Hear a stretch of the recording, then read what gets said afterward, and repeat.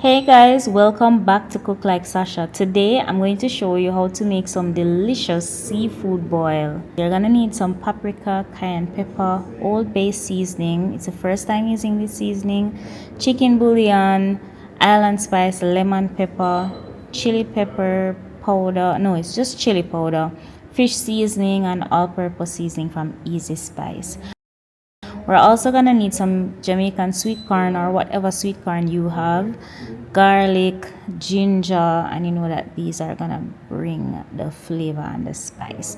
Also, you're gonna need some lime or lemon. I'm gonna add that in the end. We have scallion and potatoes. I just went out and picked the smallest potatoes that I could find, onions of course, and today I'm gonna try out the Trinidad pimento peppers.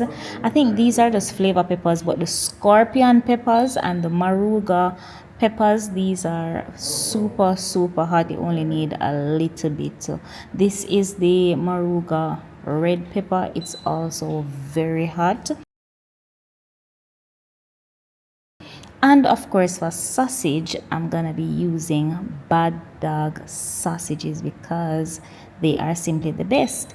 Now, on to the seafood. I have some fresh blue crab, some king crab, and I also have some lobsters and some shrimp as well.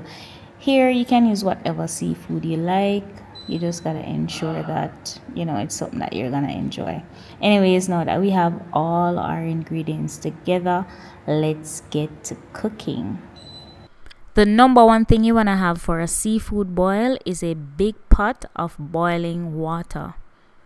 A seafood boil has a lot of components, so you want to ensure the pot is big enough to hold everything. Once that water comes to a rolling boil, I'm going to add my potatoes and the corn and just allow it to cook and soften up.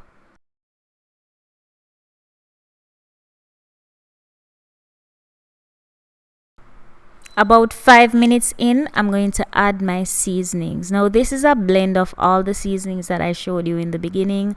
I just blended it to my taste, to how I like it. So I'm adding it to the pot, and of course I'm gonna taste it for flavor. If it needs more of something, I just add it. Of course I'm gonna add some onions because that's gonna give it even more flavor. And then in goes my blue crab. These crabs were so fresh. Next, it's time to add my king crab. So this is where the importance of a big pot comes in.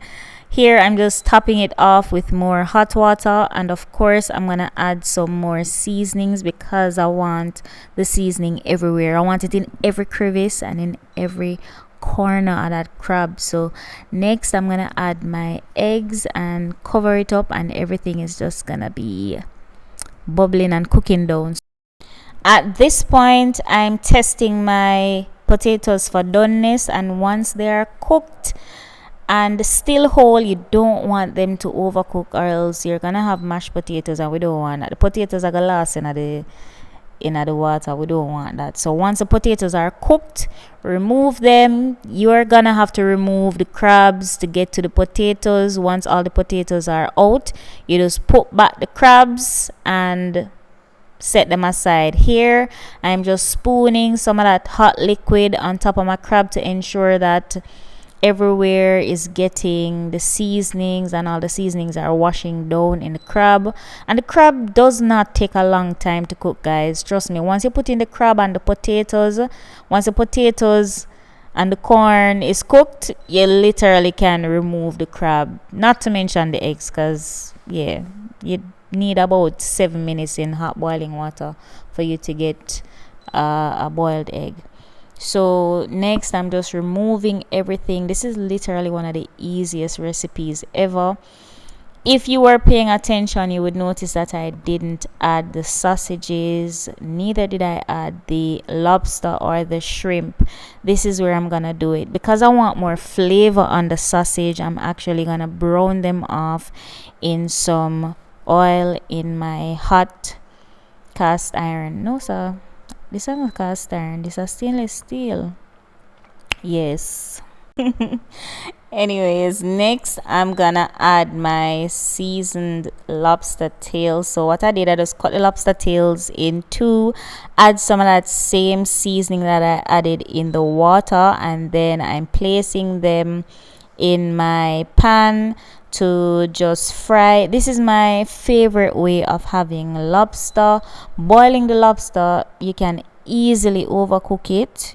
So I think this is the safest way to do it, because lobster can get pretty rubbery quickly. So if you want to ensure that you have nice juicy lobster meat, I would suggest pan frying it as I'm doing here, as opposed to boiling it. But if you want to boil it, I would say no more than 3 minutes if you want to keep it juicy. Next up, I have my shrimp, and I'm doing it the same way because shrimp is similar to lobster. It's easy to go rubbery, and I don't like rubbery overcooked shrimp. So I'm just putting my shrimp in some oil. The same seasoning goes on it with some butter, and I'm just doing them perfectly because I don't like my shrimp to be too chewy. Next, we are gonna work on that delicious sauce, right? So this is where the personality of your seafood boil comes in. This is where you can decide if you want it to be spicy, sweet, if you want Cajun, garlic, butter, whatever you want. But I'm just gonna stick to the same base seasonings. So I'm frying off my garlic with the onions, scallions, and all the other seasonings. Once they're nice and fragrant, I'm just gonna add my powder seasoning and a little bit of ginger, so the ginger can be infused all throughout the sauce.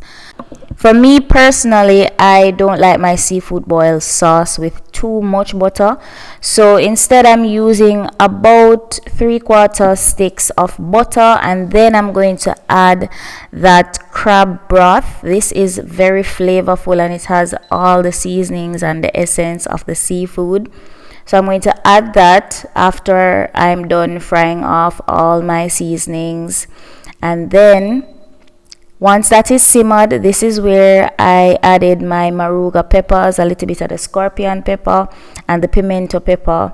And guys, let me tell you, it was so flavorful and delicious. And then this is now my favorite part. I'm just gonna add some lime juice and some lime slices. This really goes well with the seafood. And then I'm just gonna spoon it all over. So you're going to put the sauce all over the seafood, and once it's all drenched in the sauce, and you can add as much as you want or as little as you want, but for me, the more seafood sauce you add, the better it's gonna be, because it's all about the sauce. It's all about the sauce. So once you're done giving that a good shake, this is what we're left with. Delicious, flavor packed seafood boil. Guys, trust me, this was so good, so flavorful. Thank you so much for watching. Let me know what you think about this recipe in the comment section, and ensure that you're subscribed so that you don't miss another episode of Cook Like Sasha. Bye.